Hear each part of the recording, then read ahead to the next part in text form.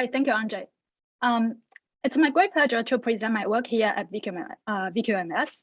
So this project is with Sanjog Misra, who I think is not in the audience today. So in this project, what I would describe is a type of data that we refer to as having fragmented identities. So as I describe the nature of this data, what you will recognize is that fragmented data is actually more common than you would initially imagine. So our goal in this project is to characterize the estimation bias with fragmented identities. And then we will show how the characterization will allow us to compare different solutions that have been proposed in the industry and in the literature.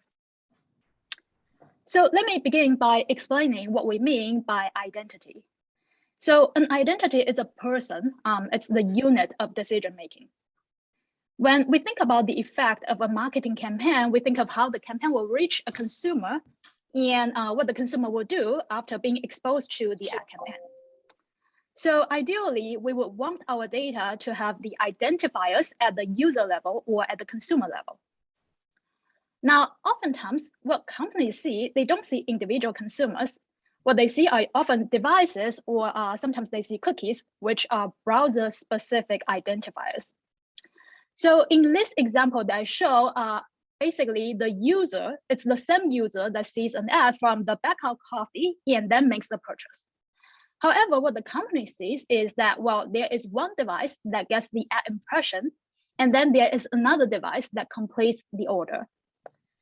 Now, because of the fact that there are many devices in the dataset, the company often cannot tell which devices belong to the same user. So we are going to refer to these devices or the browsers as fragmented identities because each of them will only capture a fraction of the campaign exposures or the consumer behaviors from a real user. Now, identity fragmentation is pretty common. Most digital tracking are done at the, either at the cookie level or at the device level. And this is especially true if the companies try to reach their prospective customers as opposed to people who have made at least one purchase on their website. Now, when we started this project, we thought that, well, walled gardens like Google or Facebook would have data at the user level. But later, what we found out is that, well, even Google sometimes would have to use the cookie level data. So here in the screenshot, this is basically from Google's search ad A/B testing platform. So what you see in the red triangle, sorry, not triangle, like rectangle, is that there are two options. One is that, well, as an advertiser, you can randomize your ad from at the session level. So that is the search-based option. Alternatively, you can randomize at the cookie level. Now, neither of them is at the true user level. Now, we can take a guess of why this is true. So maybe some consumers decline to share their cookie login credentials, or maybe some of them do not have a Google account. Now, no matter which version is true, we see that, well, even for Google, sometimes they have to use the cookie level data. Now, this becomes sort of a problem because one person is often associated with many digital devices or cookies. Now, there is a set of statistics from Cisco which documents that, well, in 2021, a person on average has 3.5 digital devices that are connected to the internet. So usually we would think that, well, a person has at least one desktop, one mobile. Many of them may have separate desktops for work and for personal uses, and sometimes they also have tablets. Now, the mere fact that a person has multiple devices, that itself is not a problem yet. The real problem comes from the fact that oftentimes consumers use multiple devices to complete the same type of activities, depending on which one is more convenient to use. So for example, if we are on the road, it's more likely that we are going to use our phone to browse, to search, to do some kind of shopping. If we are at work or if we are back home, it's more likely that we are using some type of desktop or tablet devices. So in situations like this, what the person sees on one device is likely to have an impact on his behaviors on other devices. In other words, there is some kind of spillover across different devices the same user is using. However, from the company's perspective, they don't see which devices are connected to the same user, so they can't see the type of spillover. And that is going to be the source of our problem. So I've been talking about the problem caused by identity fragmentation. Now, what exactly is the problem? The identity fragmentation problem can be manifested in a variety of ways. So the simplest example, we can think of it as a measurement problem. Now imagine for simplicity that each person only has 2 devices. Now, if a person has 2 devices, on average, one device is going to record only 50% of the activities from the user, and that is going to lead to an undercount of user behavior. A parallel problem is that now from the company's perspective, there are going to be twice as many observations in the data set. So this artificial inflation of the number of observations, usually it's going to artificially inflate the power of the estimates. And the end result of that is that, well, the data scientist or the company is going to be overconfident, about the result that he gets, which is often wrong. Now, what we are interested in our paper is that we are interested in the estimation bias problem. In particular, this is the type of questions that we want to ask. So we think that if you use fragmented data to estimate a model, your estimator may be biased. However, we want to understand, well, in which direction would the bias pointed towards, and what will contribute to the bias. And lastly, whether characterizing the nature of the bias would allow us to compare, the pros and cons of different solutions.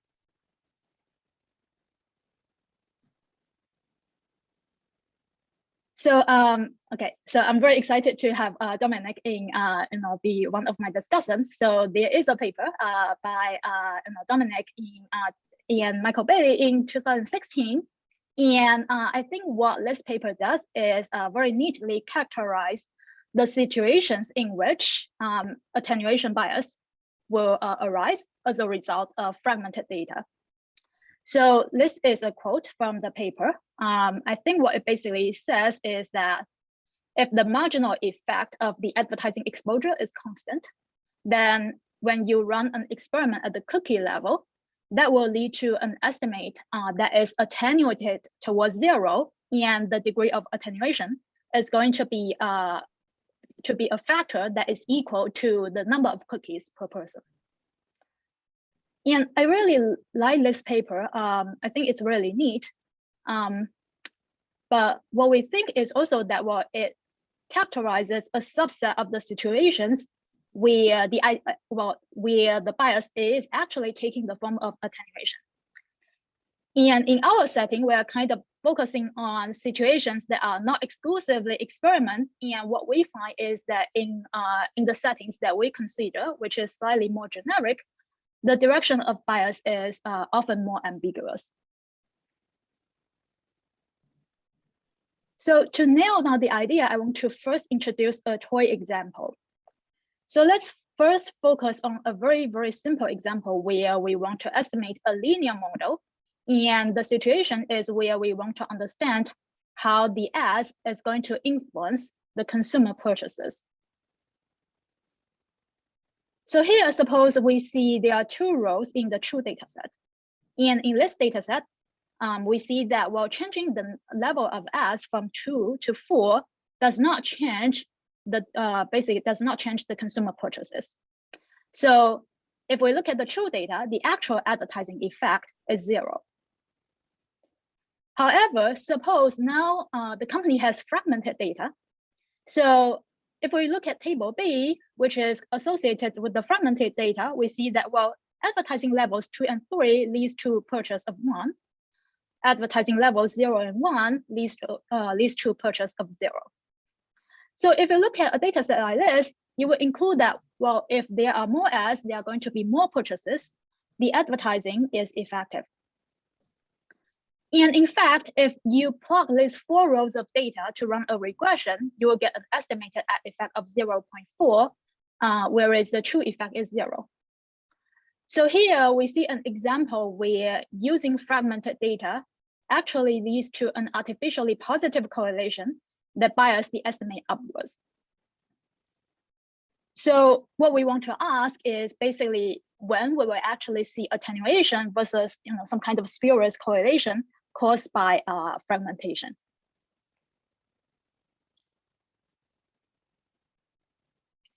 So in the next 15 minutes or so, I'm going to introduce our model. So here we are going to use the same, basically the same example, which we refer to as estimating the effect on purchases.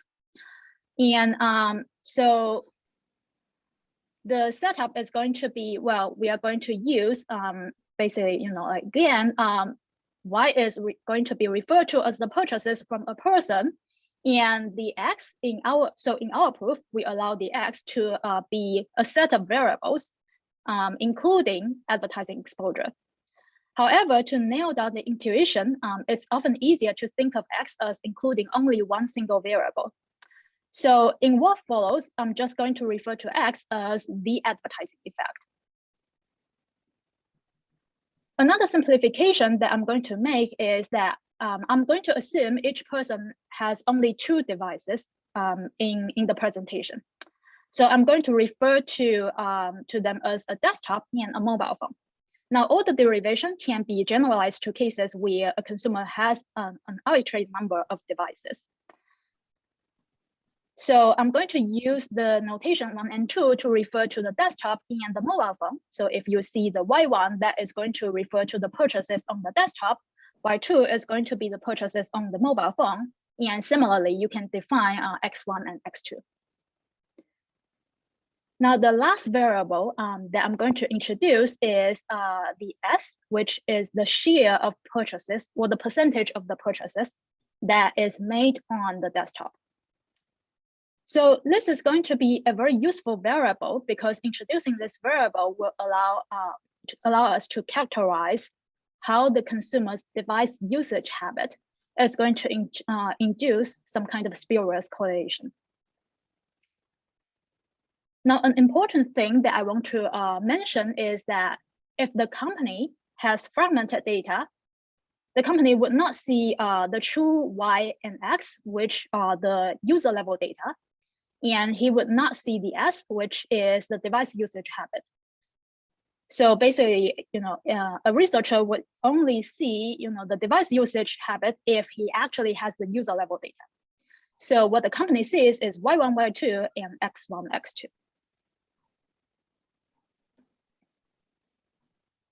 So now, if the company only has the fragmented data, he will first stack up the fragmented covariates, the X1, X2, and then regress it on the stacked version of the Y1, Y2. So by stacking, what I mean is that each observation from a device is basically treated as a separate row because there is no way to connect them together. We are going to assume away conventional factors that will introduce the bias. In particular, I will assume that the residual term is independent from the device usage habit, conditional on observables, and I'm also going to assume that it is mean zero. So with this assumption, we would be sure that whatever bias that remains is going to be introduced by data fragmentation. So if we impose this assumption, the bias formula basically takes the following form. Now there is a set of additional notations. Let me explain that here. So the tilde X is basically the stacked version of the advertising effects. Eta is a vector of 1, so it's introduced only because we need to do some kind of matrix calculation. The left-hand side of the eta is a matrix, and the right-hand side is the beta naught is the intercept.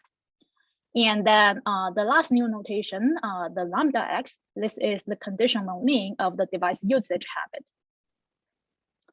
So the formula itself is kind of complex looking, but we can kind of break it down into separate components and map these different components to the features of fragmented data or the underlying consumer behaviors. And that is going to help us understand the nature of the bias.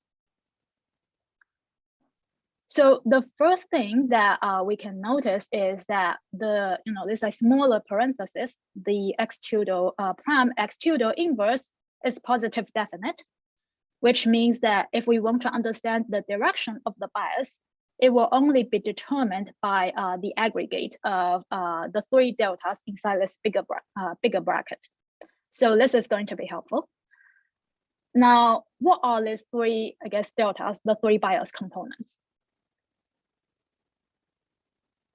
So the first component is the component that is associated with attenuation. So if you look at, so you can kind of see it from the math per se by noticing the fact that, everything inside the square bracket is actually positive. So the total delta 1 basically takes the opposite sign of beta 1 and drags the true estimator towards 0. Now this component exists because the measured outcome is attenuated due to fragmentation. Now, when the measured outcome is attenuated, the measured advertising effect is also going to be attenuated. So this is the first component. And the second component is it takes a form that resembles the omitted variable bias. So if you, for example, look at the combination of this like pseudo x prime pseudo x inverse and the whole delta 2 term, it looks similar to the omitted variable bias formula. So what this term is capturing is that it basically captures the fact that, whatever, if there is some ad that is shown on the mobile and it affects the purchases that is done on the desktop, fragmented data does not capture that. So there is this like cross-device impact that is not captured by the fragmented data. So what would be the direction of this bias term? Now, if the ads on different devices are positively correlated with each other, then the second component is going to introduce a positive bias. If the x1 and x2 are, for whatever reason, negatively correlated, then the delta 2 will be negative. So situations where x1 and x2, the advertising on different devices may be positively correlated would be examples where the ad or so the ads was set up in a way that is targeted.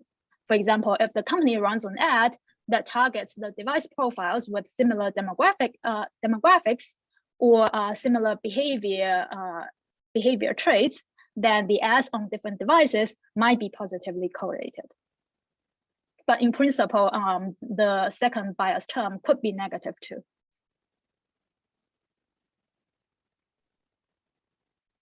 Now, to understand the last component, I'm going to rewrite it. So here you can see that I've rewritten the third bias term as a covariance between this pseudo x, the device level advertising exposure, and the device usage, and then it is multiplied with the intercept term.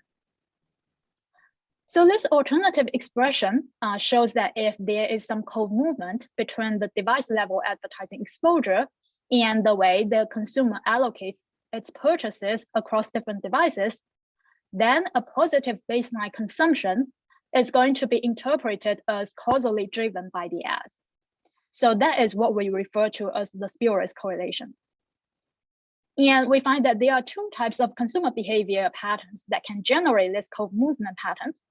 One we refer to as device level activity bias, and the second one we refer to it as the cross-device substitution. Tesary, can I interject here just for a second? It seems like we have an individual level regression and a more aggregated level regression. And we're sort of trying to understand the relationship between those 2 sets of coefficients. And I wonder if this can be related to kind of other instances of the same problem, like sometimes called the ecological fallacy or the ecological regression, where, that's actually the opposite. We're running regressions on group level data, and we want to understand how they relate to the regressions on individual level data. And here we sort of have the more disaggregated level regression, and we're trying to understand what the relationship to the group level regression is. But perhaps some of the same regression algebra tricks might be able to give us some insight into the relationship between those two regressions, and perhaps we can import some of the results from that existing literature to help us here. Yeah, I think this is very helpful.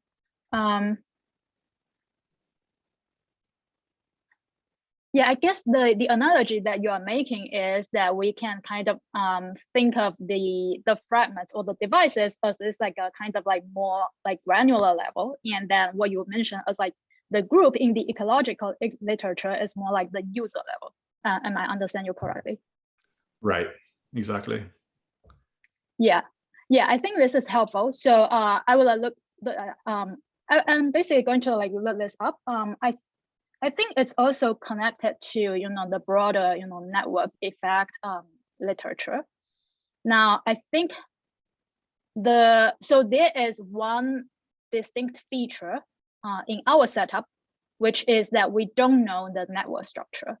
So for example, in a lot of this network effect literature, you actually observe the network structure between different individuals, and like, for example, like which individuals are belonging to the same group, like going back to your example. Here, if we think about different devices and different users, the ideal situation that would help us is that, well, if we can actually see how different devices are connected back to the individual, that is going to help us a lot. However, we don't see that. So I think that is one distinct feature in our setting. If you can find settings where this kind of a network structure is not observed, I think that is going to be mapped to our setting better. There's also a question in the Q&A. Yes. It asks,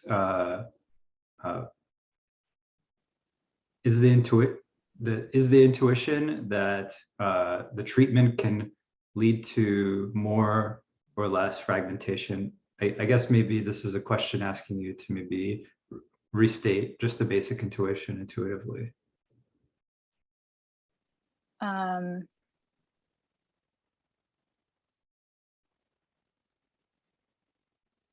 Sorry, can you repeat the question? I think I'm I'm a bit lost too, to be honest. I think maybe so the question is, without the math, is it that the treatment can lead to additional / less fragmentation? Well, not necessarily true in our setting. So here we are basically treating the fragmentation as, if a consumer uses more devices, there are going to be more fragments per user. It's not necessarily induced by the treatment or the advertising. So some of the processes you've described involve, this device level activity bias is in some sense this change in the pattern of which activities are taking place on one device versus another, that the advertising is actually shifting activity from one to another, which could, I guess, in some case, reduce overall fragmentation. Instead of, say, 50% of my purchases being on each of these two devices, the treatment causes it to, in some sense, be less fragmented by shifting it all to one device. Okay, so right. Yeah, so maybe we can kind of unpack some of the discussions more once we get to the specific examples, because okay. I think this is actually connected to the cross-device substitution, which I haven't expanded yet. So maybe we should get to those. Can I clarify just one little thing so make sure I understand correctly? So this last part about activity bias, and I think this goes back to your toy example. Wouldn't it be fixed by simple fixed effects, just device level fixed effects, which will correct for? Yeah, good intuition. I'm going to go back to this point later. Okay. But just to keep everyone on the same page, I'm first going to kind of explain what exactly we mean by device level activity bias. And then I'm going to show you, whether having a more flexible model, as you suggest, is going to remove it. Short answer is yes, but with caveats. So, okay, device level activity bias. So the previous table example is precisely an example where we see activity bias drives the estimate upwards. So now we see that in table B, basically the consumer prefers using the desktop, and as a result, he will see the ads more often and make the purchases more often on the desktop. Now, this code movement is driven by the device usage preference. However, because of the fact that the firm doesn't see that in the fragmented data, it will just interpret the correlation as causal. So this is very similar to the original activity bias documented in the Lewis O'Reilly paper, where they basically show that activity bias across different periods is going to create an estimate that is inflated. Now that is activity bias. Now what we refer to as cross-device substitution is something slightly different. So this is related to what Ding was mentioning. So here we are thinking about situations where suppose there is an ad on the mobile phone. And the ad on the mobile phone causes the consumer to move the purchases from the desktop to the mobile. However, it's possible that the total purchase would stay constant.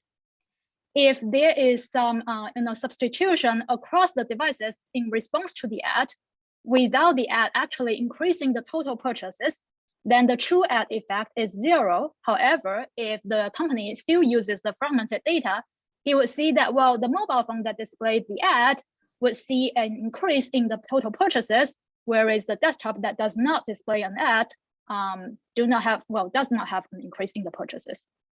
So again, the estimated advertising effect is positive. However, the true advertising effect is 0. So this is what we refer to as cross-device substitution.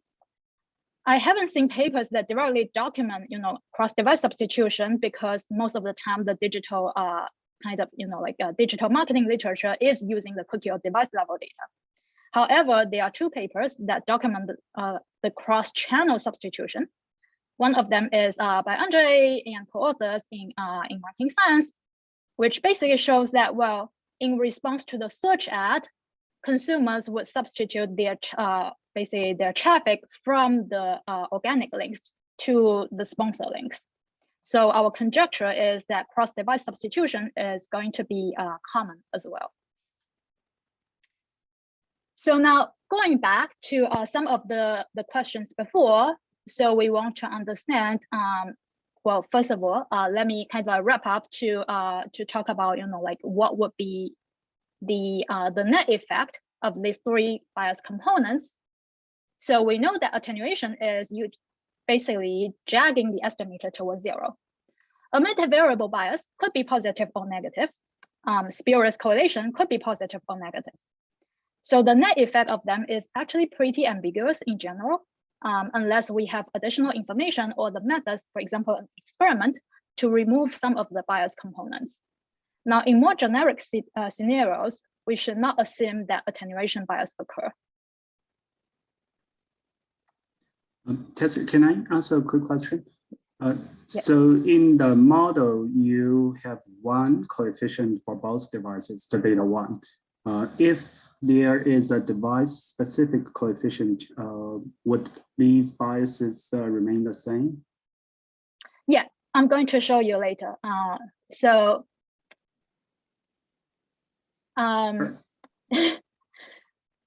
There are a lot of people that propose the same specification. So you're right.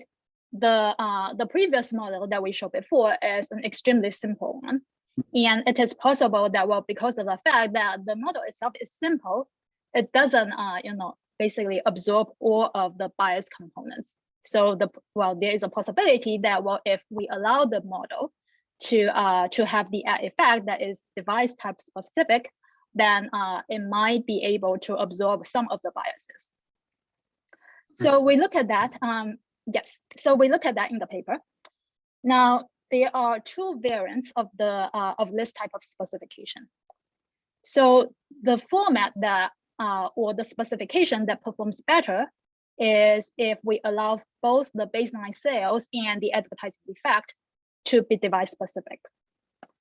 In other words, you would think of this specification as splitting the data by device type and then running the models separately on different device types. So with this type of specification, you can successfully remove the activity bias. And the intuition for that is that, well, by having a specification like this, it's essentially controlling for the activity levels that are stable within the device.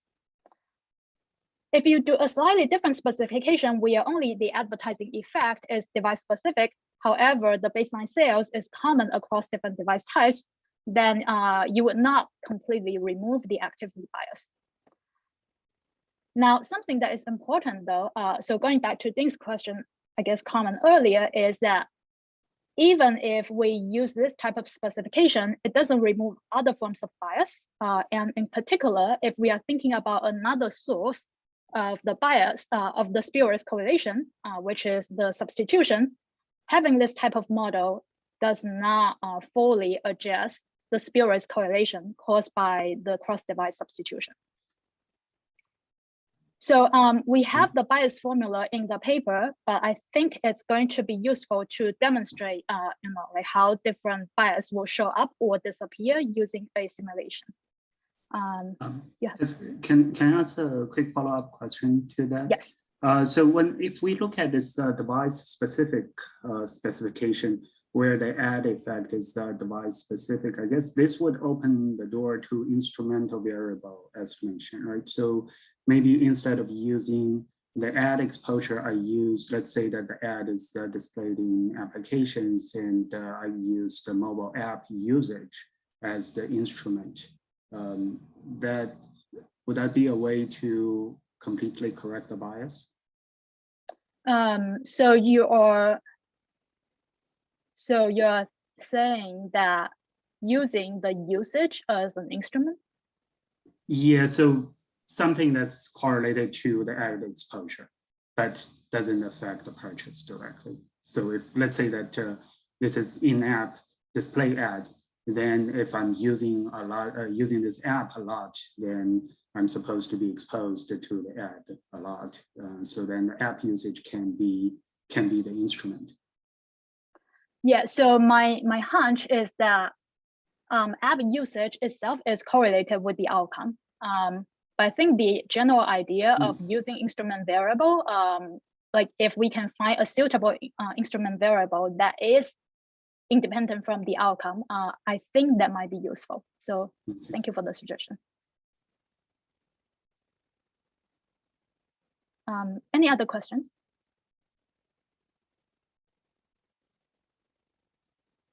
Okay. All right. All right. So I'm going to show you a simulation.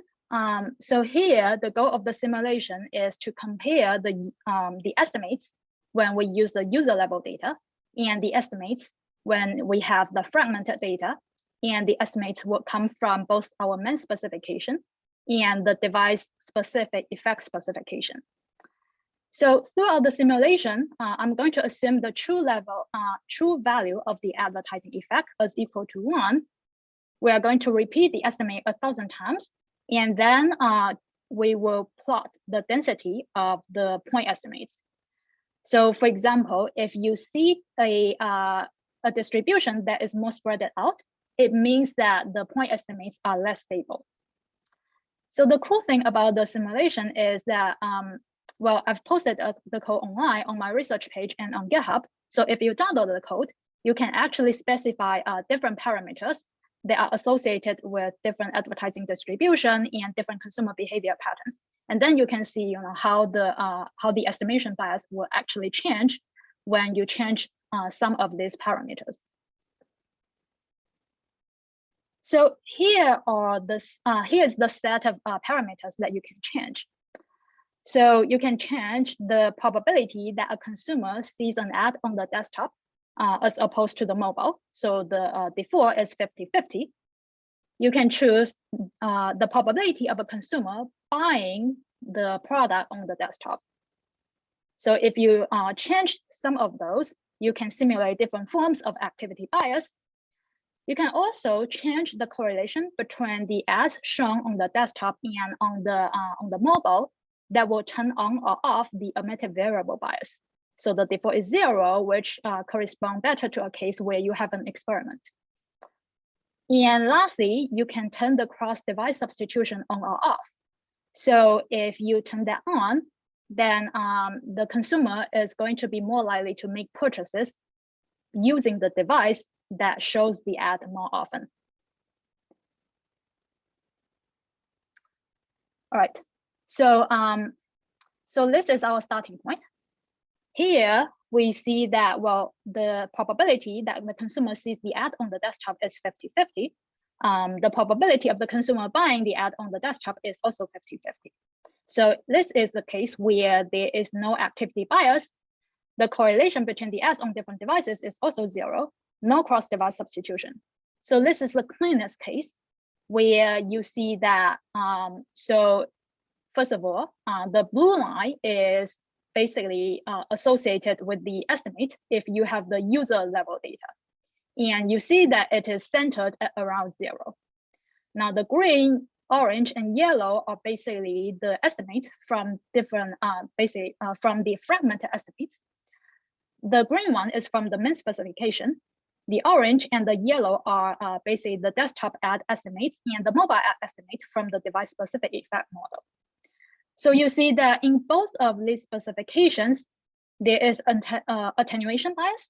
And as is demonstrated in the Coy and Bailey paper, if you remove other types of biases, now we see an attenuation, and the degree of attenuation is determined by the number of devices per user. Now we can turn on the correlation, say 75. So if we turn that on, it's going to be, the total effect is going to be attenuation and the omitted variable bias. So now the true effect, the user level estimate is still centered at around the true effect. For the fragmented estimates, basically the omitted variable bias kicks in, so it basically moves up the estimates. Now, in this particular example, the omitted variable bias is not strong enough to counter the degree of attenuation bias. So the mean of these estimates are at around 0.9. Now, we want to also see what would happen if the consumer has activity bias. So suppose he just prefers using the desktop.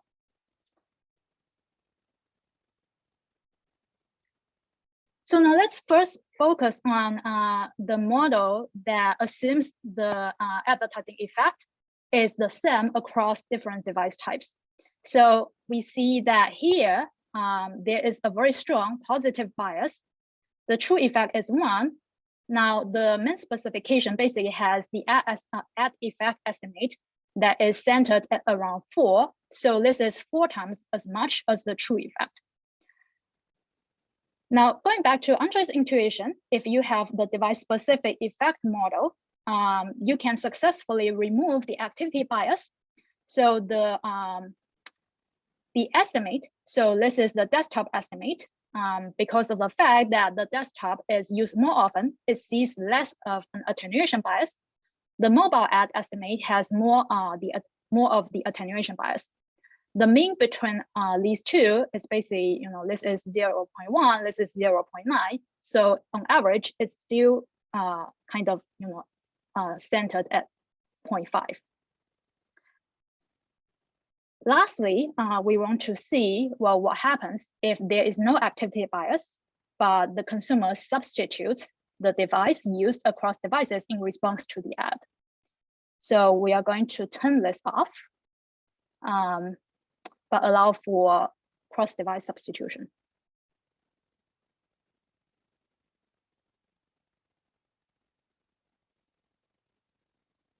So this is what is happening. If you see the fragmented estimates, you see a positive bias, and the degree of positive bias is the same for our min specification and the device-specific effect specification. So it's basically buttressing our previous point that if you use a model that allows the advertising effect to be device type specific, it doesn't fully account for the type of spurious correlation driven by the cross-device substitution.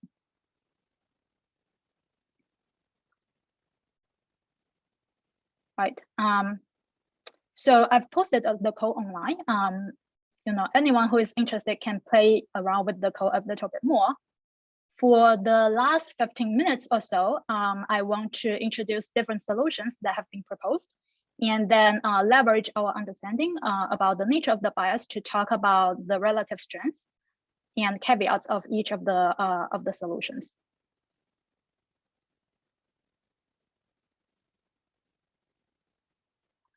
So the first solution is called identity linking. Sometimes it's also called identity graph or record linking if you look at some of the academic papers. Now, the idea of identity linking is that, well, because of the fact that it's the data that is broken, we are going to just fix the data. Now, how are we going to fix the data? We're going to try to match up the fragmented data, like the fragmented records, using a variety of ways. So there are two methods that are nested inside this approach. The first one is called deterministic linking.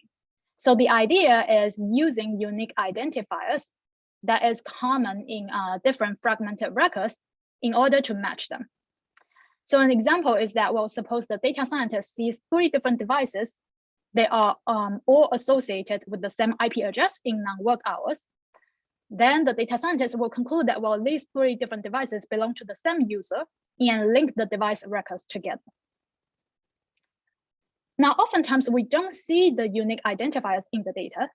So an alternative way of linking the fragmented records is by using the variables that are not unique per se, but the combination of them will increase the probability that they can uniquely identify the same user.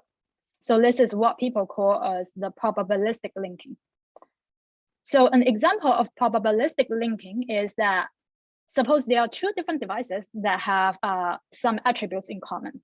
Say gender, male, age cohort 30 to 45, location history, active in Chicago, but have visited, say, London from July 3rd to 5th, 2019. And interest tag, Greyhound lovers. So if we have these, all these common attributes, then the algorithm will basically conclude that the probability of these 2 devices belonging to the same user is 89%. So this is how the probabilistic linking approach works. Now, the identity linking approach is very intuitive. So as a result, it is very common among the industry. So here I'm listing a set of basically, some examples of identity graph vendors that provide this type of service. The actual number of players in this market is much larger.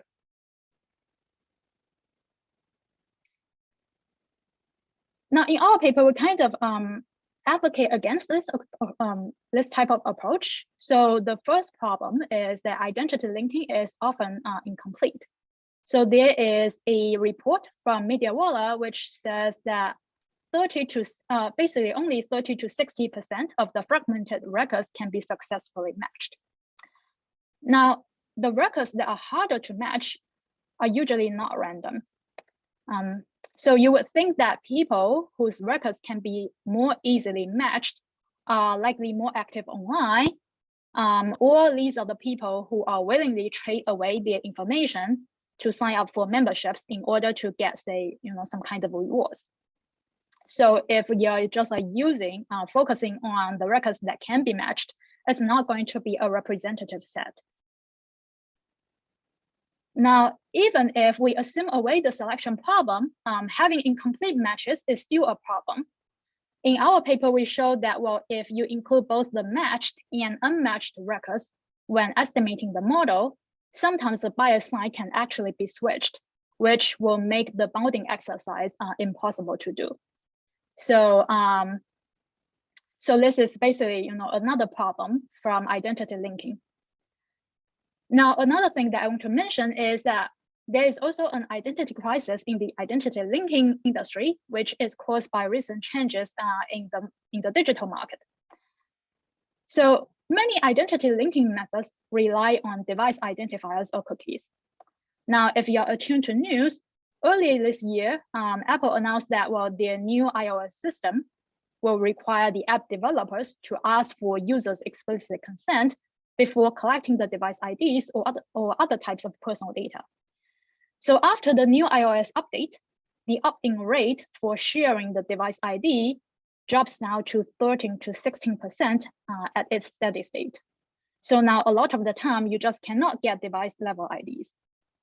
So this is the from the device side. Now from the browser side, many popular browsers either have or are planning to stop their support for third-party cookie-based tracking. And the set of popular browsers that have been that either have been doing this or are planning to do this takes up to 89% of the total market share.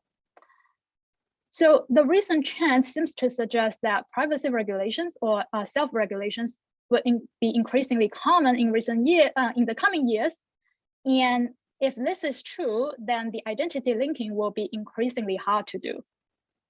So that is why we kind of advise against this approach.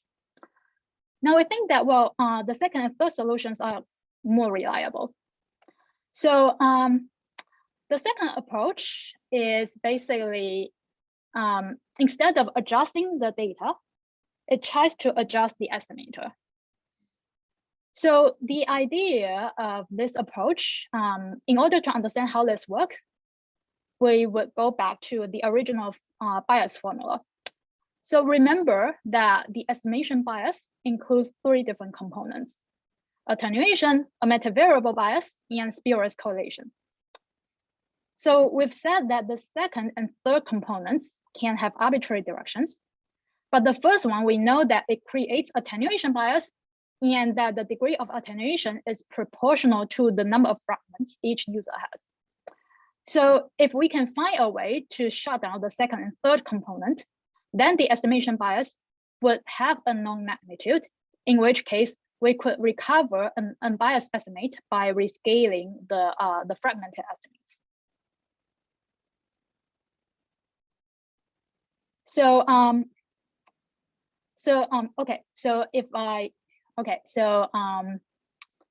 think what this approach basically does is that, first of all, the authors use an experiment to remove the omitted variable bias. It does so by independently vary the ads on different devices. So that is going to be successful in shutting down the omitted variable bias component. And second,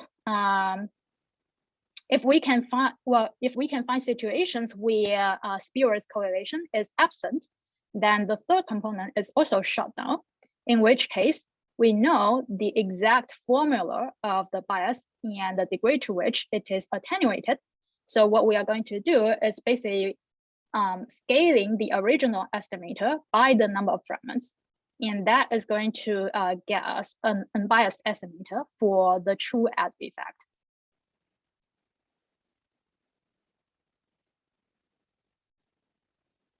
So now, in order to leverage this kind of approach, we would want to know in what situations would we be able to remove the spurious correlation. So if we focus on the intent to treat instead of the actual treatment effect, we know from the existing literature that, if we just focus on the intent to treat, then we don't need to worry about the activity bias because the intended treatment has nothing to do with consumer activities. The second part of the consumer behavior, which is the cross-device substitution, this is a bit more tricky to argue, I think. So you can find specific scenarios where you're sure that, there is no spurious correlation or there is no cross-device substitution. These would be scenarios where you know that, the outcome is only happening on specific device types. So for example, Uber rides or Lyft rides would be one of these examples. So I think here, if we are thinking about different consumer behaviors that would induce spurious correlation and argue that, well, it's not going to be present, you would need to leverage your institutional knowledge to basically argue that, well, some kind of consumer behavior assumptions are going to hold in your specific scenarios. So this is the second approach that we examine. And then the last one is aggregation. So this approach, again, it works on adjusting the data, but the goal is not about constructing the individual level data. So the figure that I show here is from Kalyanam et al., QME 2018, where they study how the search ads is going to affect the offline sales. So you can view this cross-channel attribution problem as another version of our fragmentation problem, because there isn't data that link the online and offline footprints at the individual level, at least not in their data. So what they do is aggregate the ads and purchases up to the DMA and store level. Now, the reason that aggregation works is because after the aggregation, the units can now be identified. Because of the fact that now the units can be identified, they can also be linked.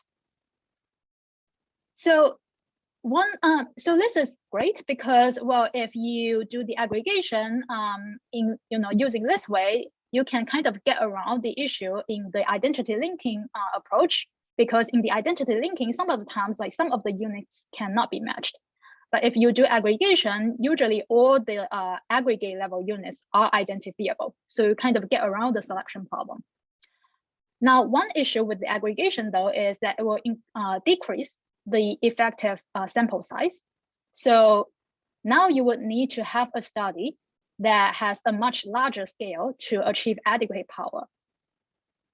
In the original paper, they used a meta-analysis that spanned, I think, 76 product categories. And they combined that with a hierarchical Bayesian model in order to identify the ad effect. So what we propose is basically a refinement of the original approach, which we basically kind of leverage the idea from the probabilistic linking, but apply that to refine the unit of aggregation. So the basic idea here is that, well, if we define a strata using a combination of different variables, it's going to lead to a smaller strata compared to a strata that is simply defined using one single variable. So as the strata gets more granular, you will get a larger sample size, and that will lead to an increase in the statistical power. The key difference compared to the probabilistic linking approach is that here we are not forcing the units to be at the individual level.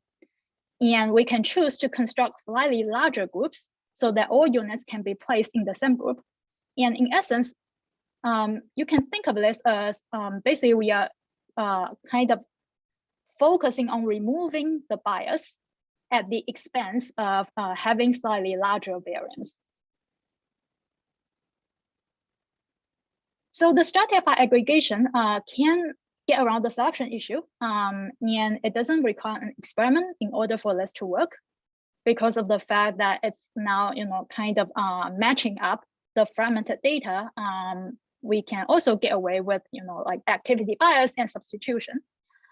Now the caveat here is statistical power. So I'm going to, so I have 4 minutes left. So we do have an application that demonstrates the performance of stratified aggregation. I'm just going to kind of quickly go over that and show you how the stratified aggregation works. So in essence, what we were doing in the application is that we kind of take the user level data from an online retailer.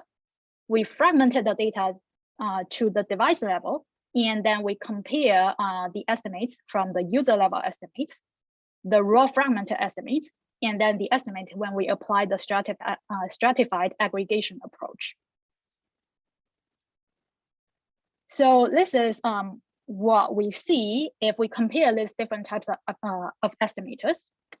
So first, if we focus on the main specification, the black ones are the user level data. So if you look at this bar, the horizontal bar here, this is the point estimate.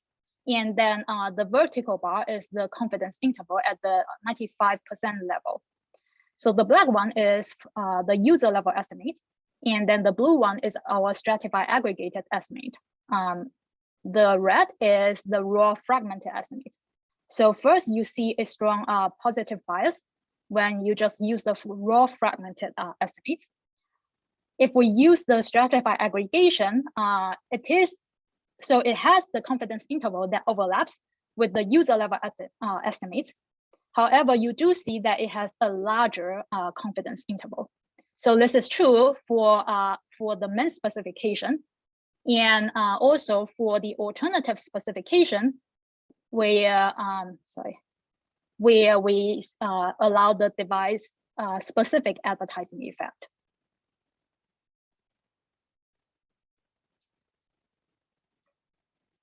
So to sum up what we have learned from the paper, we basically show that fragmented identifiers leads to estimation bias. And it takes the form of attenuation in specific situations. We also find that many realistic consumer behaviors would lead to an overestimate of the causal effect. We've talked about different solutions and basically the strengths and caveats of each. We think that identity linking is kind of faulty, so we would suggest using a combination of experiment-based approach and stratified aggregation. So ideally, if you have the data set allows you to do so, I think an ideal approach is to construct both the experiment-based debiasing and the stratified aggregation estimator, and then kind of compare whether these two estimates are similar to each other. So let me conclude very quickly by explaining why we started to started studying the fragmentation problem. So throughout the presentation, I kind of demonstrate the fragmentation problem using the ad effect measurement. However, it is not just about ads. So anyone who uses the device or cookie level data to study the digital market will come across problems like the one that we document here, and it goes beyond the marketing or economic applications. The fragmentation problem is going to stay as more privacy regulations come close, and we think that this is a domain where more research is needed. With that, I'm going to stop here. I think there seems to be more questions from the chat, so I'm happy to just stop here and answer questions. All right, thank you for that awesome presentation, Tesary.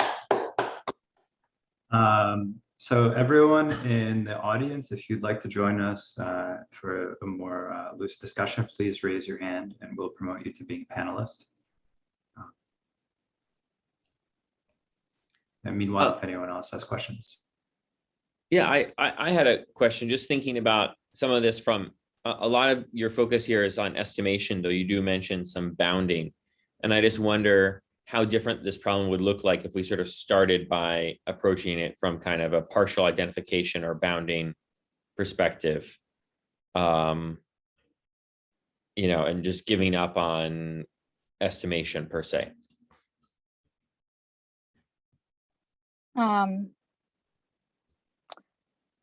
Yeah, I think this is possible. Doing some kind of bounding exercise would, yeah, so we haven't really entertained with this idea, but I think this would be, a direction worth exploring, because like doing some kind of bounding does seem to be kind of an approach that requires less of the assumption.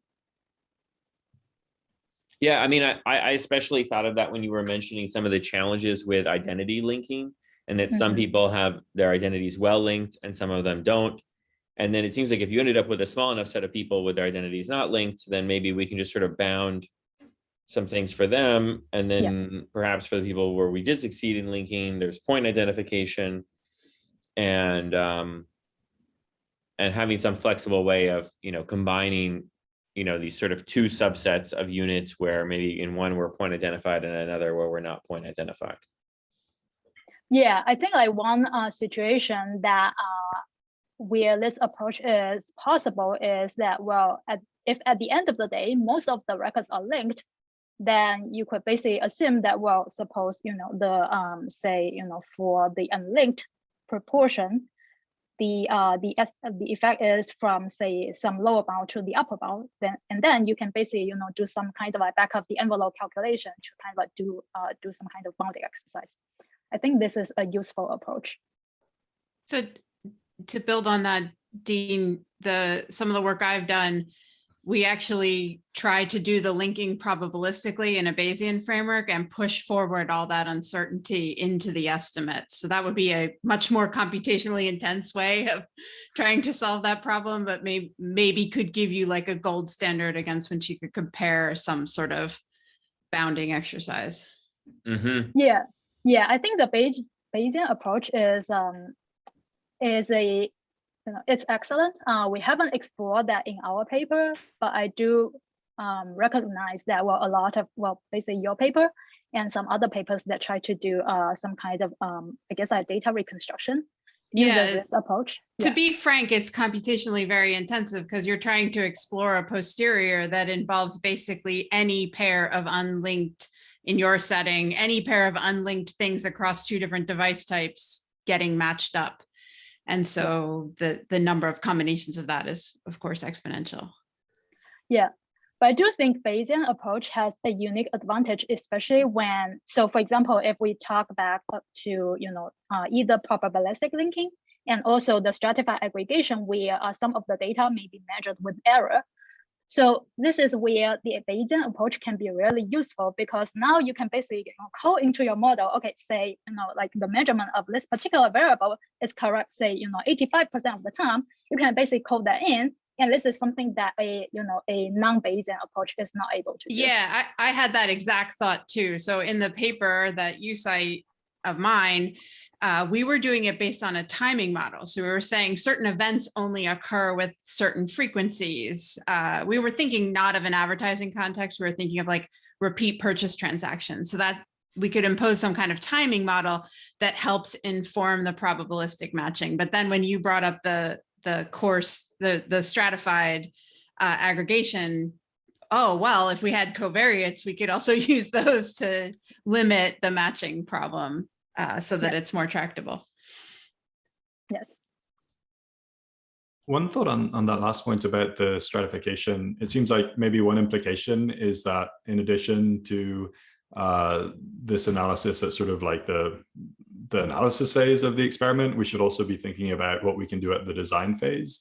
And maybe there are changes in the sort of allocation of assignments across strata that are going to help with the variance, and especially if we have sort of high dimensional covariates or rich covariates, maybe that's actually a kind of interesting problem. So I'm curious if Tesary, if you think that's the direction that we should start taking some of this work, and how we should start doing measurement in practice. Yeah, I think this is a super interesting direction. So if I'm going to be like completely honest about this project, I think the big caveat of this project is that we only focus on this average effect. And I think like one, I guess, a direction that is particularly interesting, so connected to your comment, is that, well, if we can design an experiment to learn about the heterogeneous effect, that would be extremely interesting. So this is where, you can leverage some kind of a combination of experiment design, maybe like stratified experimentation, and also this like, group average treatment effect model to kind of like learn about the heterogeneous effect. We've talked about this a bit. It seems to be a very complex problem, because now we are thinking about basically, doing the stratification to kind of recover the data, and also the stratification at the experiment phase. So we are trying to kind of like get our head like around it.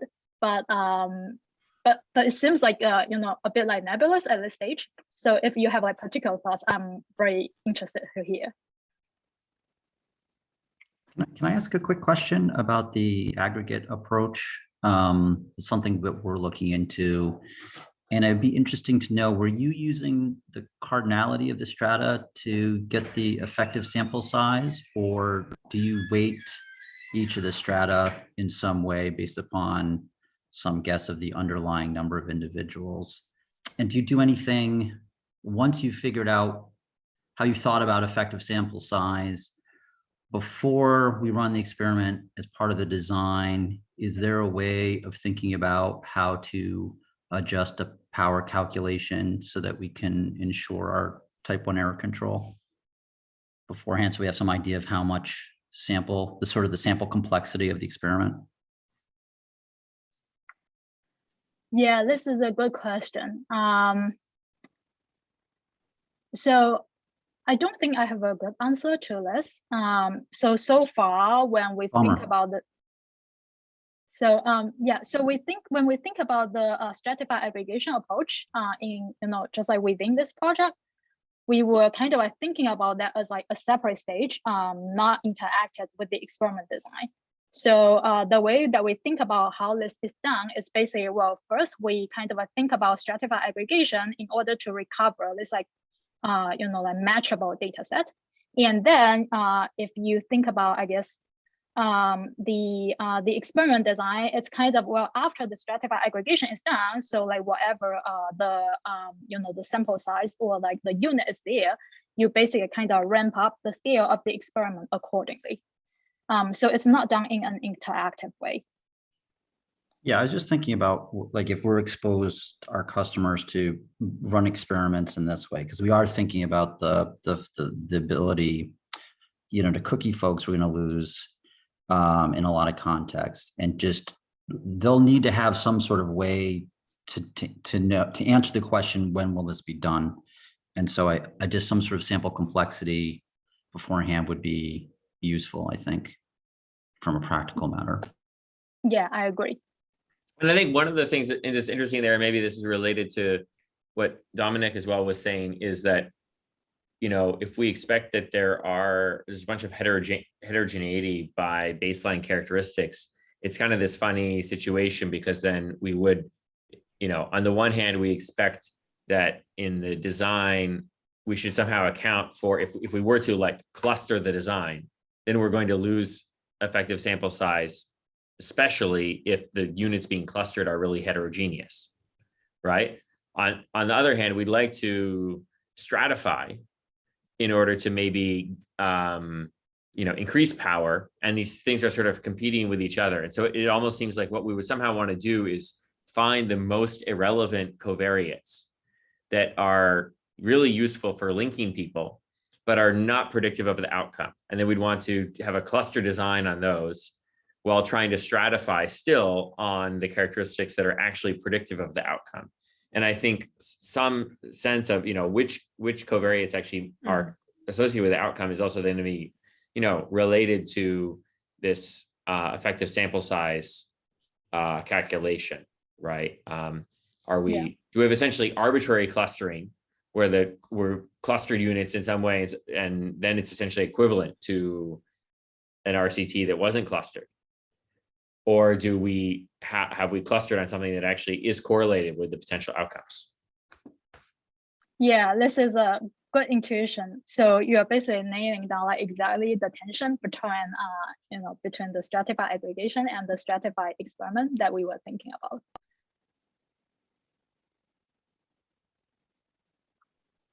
No, I don't have like, I guess, a good like an answer to how to resolve the tension, but this is something that have been active on our mind. Tesary, I have one quick follow-up question regarding the stratified aggregation. I'm thinking of a scenario where the data, there's more data available on one device than another. So let's say that in a situation where those variables are observed from in records from one device, but not observed in the other group, would this stratified aggregation still work to a certain extent? So what would be the particular examples of the variable that you think about?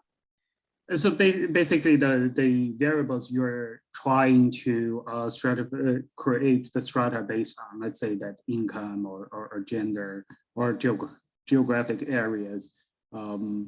Let's say that say for mobile, it's not available, but for PC it is available. What would happen? This is the reason I was thinking.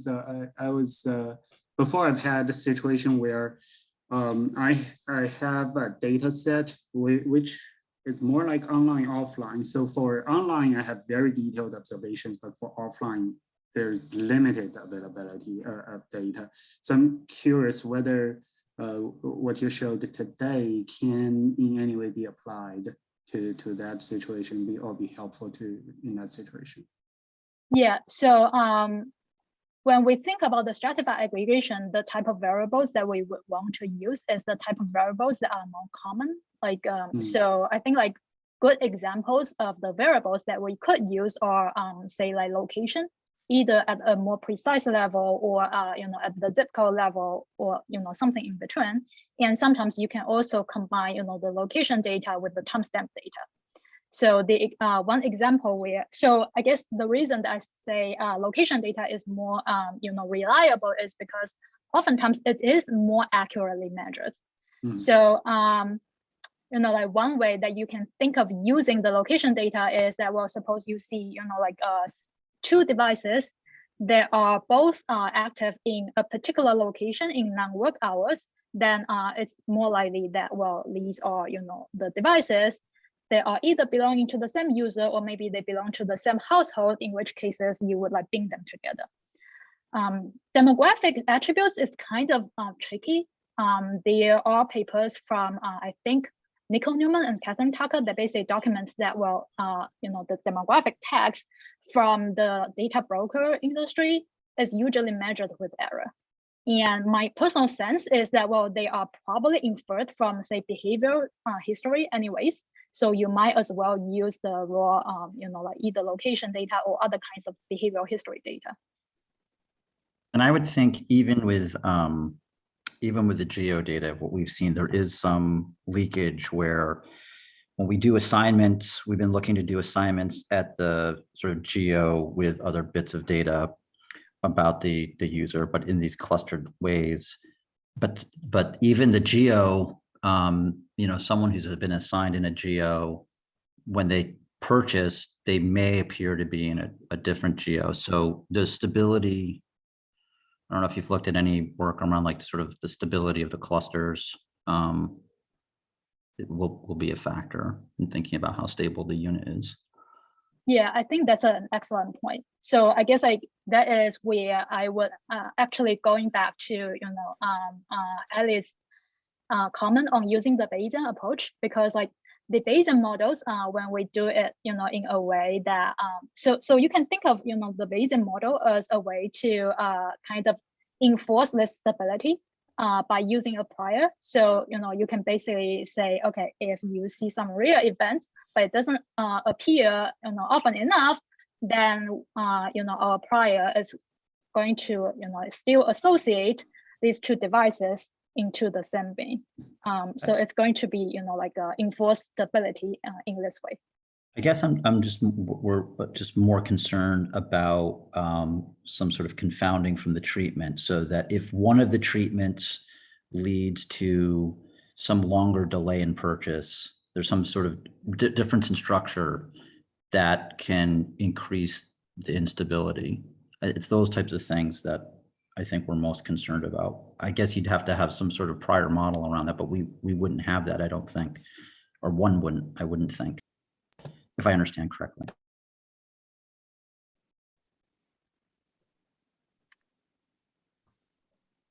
I think it's a good point. So if I'm just thinking about that on top of my mind, I think it's still possible to kind of write your Bayesian model in a way that adjusts this delay in purchases. But I do agree with you that, well, like what exactly does the model need to look like is not kind of obvious. So Elliot, do you have, I guess, like comments on this one?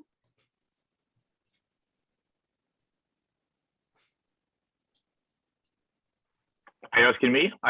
Not sure I heard my name. Are you asking Matt? I don't, if it's about having, it's like, we just don't have prior structure. And, you know, I don't know. I don't really know. Actually, I feel like a free rider here. I'm just trying to like figure out what everyone else has learned. So I don't know. I just have questions. Maybe the question is for Ellie, since she's the expert on this question. Well, that's why I was sort of hinting at the goal here would be to find some sort of structure you could exploit. So like in my paper, it's this timing structure. So things can only match up if the timing kind of matches up. Like in this case, a purchase that came before the ad wouldn't be a match, or something like that. I'm speculating. So it's always about finding some sort of structure that you can exploit.